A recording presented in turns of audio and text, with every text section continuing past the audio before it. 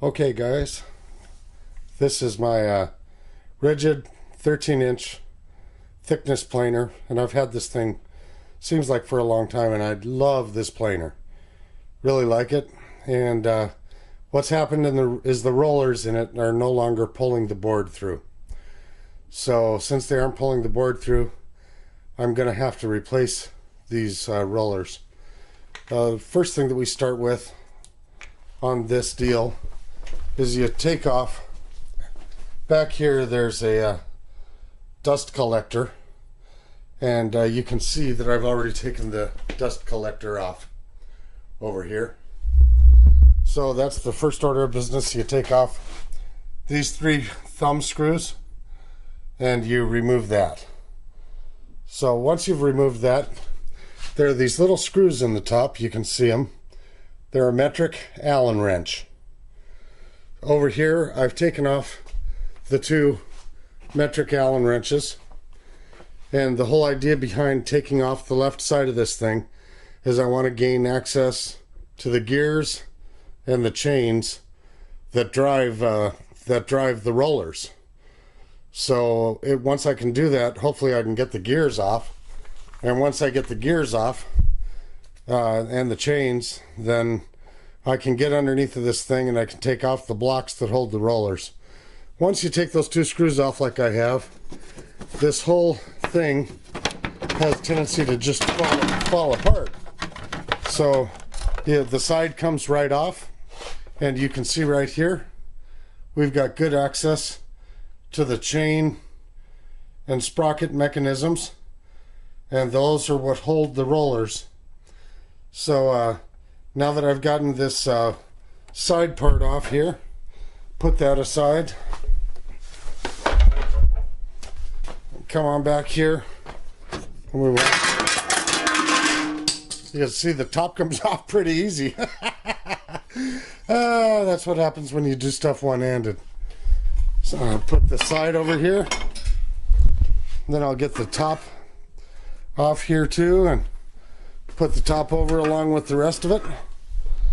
And now we've got real good access to this chain mechanism. Once we have that good access to that chain mechanism, what we're going to want to do is we're going to want to take the clip off of this shaft on the roller.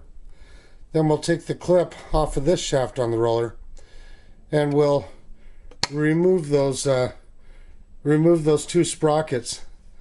Once we get those sprockets off, of course the chains are going to come with them. And clean it up a little bit in there, probably re-grease it. And then we're going to have to get into the bottom of this thing. And once we get into the bottom of it, we're going to be taking out the blocks that hold those rollers in. They're blocks that have a round hole through them that the shafts of these rollers go through. And they're spring loaded. We're going to want to take off the cover plates for those and get those off of there and pull them out. So we'll come back here in a little bit once we get off these little C clips on here. Once we get off those C clips, you want to use a clip removal tool for that. And if you can't, I guess you might have to use a screwdriver, but that's an undesirable way to do it, and rather not use the screwdriver on that, because they'll fly somewhere and we'll lose them. Don't want to do that either. So we'll come back here in a little bit once we have those off and we get the chains off. Hey you guys, I wanted to show you real quick how the spreader tool works to get those clips off of the ends. It worked pretty good on this one. I don't know how well it'll work on the other one, but I just wanted to show you what exactly that looked like with that spreader tool on there to get those clips off those sprockets. Guys, here's another quick note, and this one's really an important one. There's a little plastic cover that goes up in here. That cover just snaps up in there and snaps down. If you put some pressure right in the middle of it, you'll be able to take that cover off of the bottom so that you can get these rollers out the bottom. Without that cover off, you can't do that. So I just thought that I'd show that. This thing snaps off. At first I thought, oh my gosh, I have to take the whole thing off the top, but you don't. This snaps out and snaps in. Press down in the middle of it and it'll come right off and expose those gears for you real nice so that you can get to the gears and the rollers. So just a little note there, side note. This is just a piece of plastic. If you press in the middle, it'll come out of there.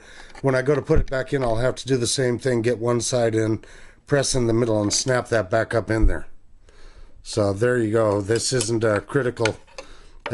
Isn't apparently not fastened, and just rides in these grooves that you can see on the side here. So just a note. Okay, girls and guys, the next order of business is to get these Allen wrench heads right here to loosen these up. Those right there, they're the ones that hold the blocks in, and those blocks have holes in them. They hold the shafts of the rollers. There's the roller on the other side over here.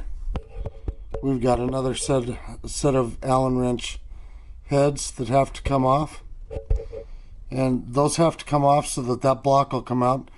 There's a metal block under there. That block has a hole in it and it holds the other side of the roller. So I'm going to get those both off so that I can take those blocks off. Be careful, because behind those blocks there's a set of springs.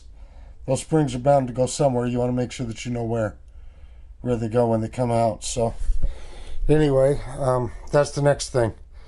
Get those blocks off of there and get the roller out. Okay guys, you take a look down in here.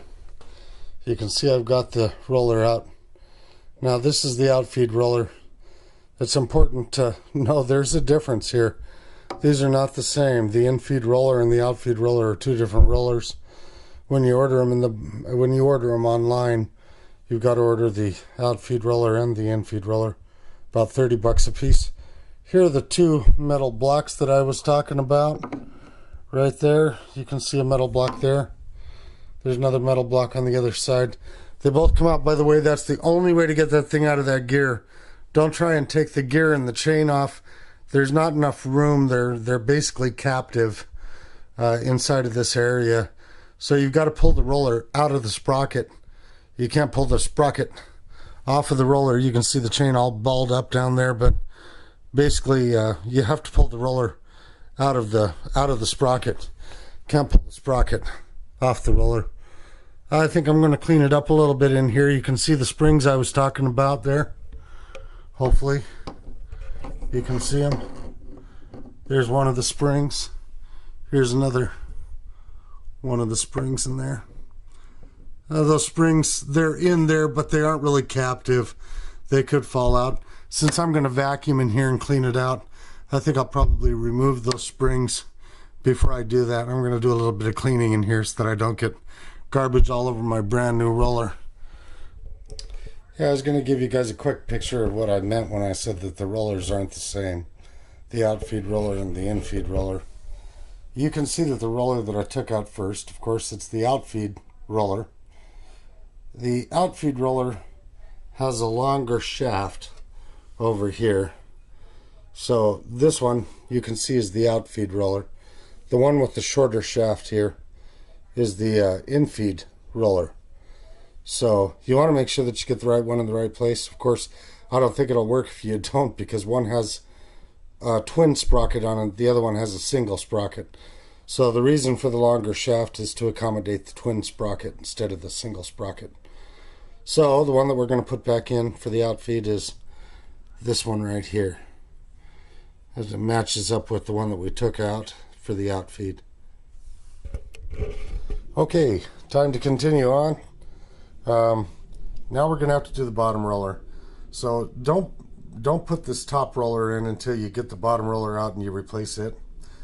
And the reason I say that is because you won't get them into the sprockets. You're going to have to put them both in the sprockets at the same time. I came to that realization when I was looking at this thing a little bit closer. So we'll be taking out those these little Allen wrench heads here on both sides, and then taking the blocks out just like on the other one.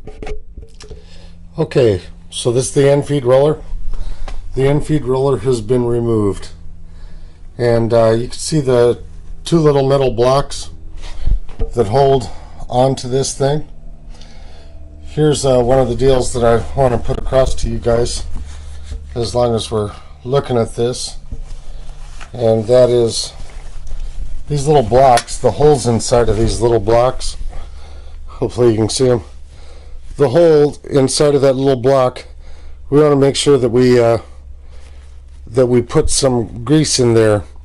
And while you're putting the grease in there, make sure that you don't get the grease on the new roller. There's no good in having a rubber roller with grease on it, believe you me. So we'll make sure that we get the grease inside of these blocks, and that we don't get it anywhere else. Okay, you guys, there's going to be another little trick here.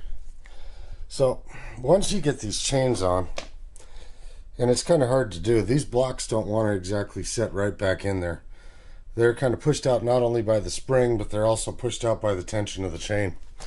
So to get this one over on the far side in, what I did was I put a board up against that roller, and I used a clamp on the top to pull that roller in so that I can get this block in.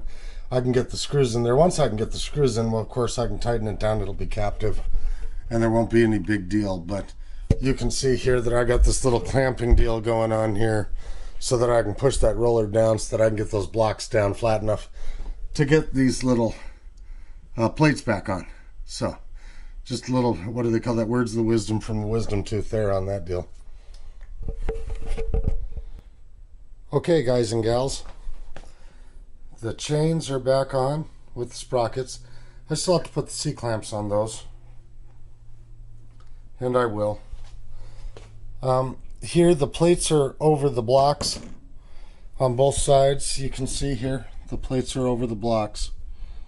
And I wanted to make a little note, boy, you want to make sure that you tighten those up very good.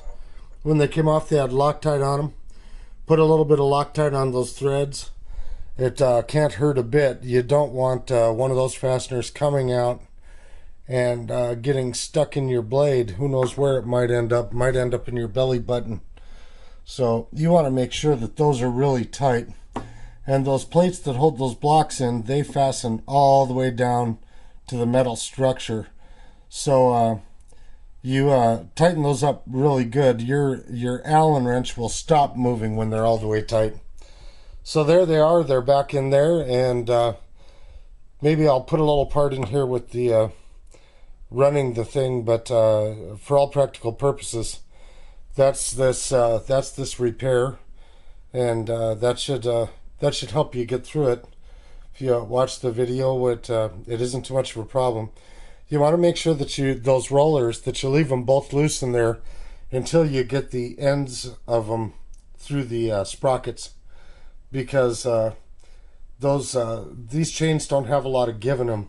So you can take the back side of this roller and you can move it out so that you can get the sprocket onto the shaft, even though the chain is tight. The chains don't have an awful lot of give. So that's it for now. Well, guys, it's all back together, and the moment of truth is upon us. Of course, the whole idea here is that the gears wouldn't be making all kinds of terrible noises and all of that sort of thing. And we'll feed a piece of wood through it here in a second.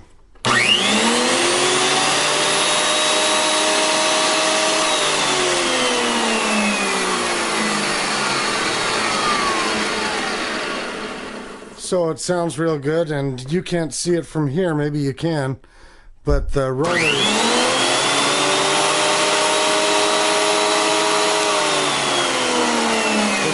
are rolling the way that they're supposed to. I can actually see the reflection. Maybe if I shine a light, you can see the reflection too. I wouldn't count on it.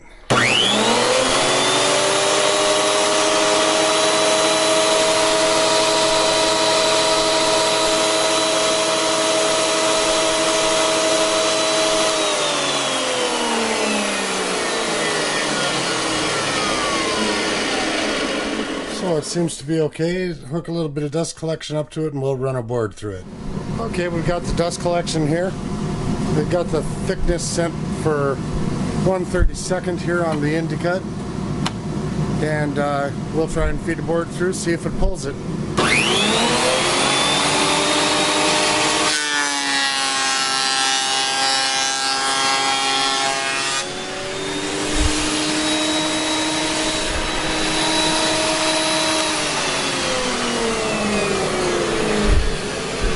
Well, I think that worked above averagely marvelous.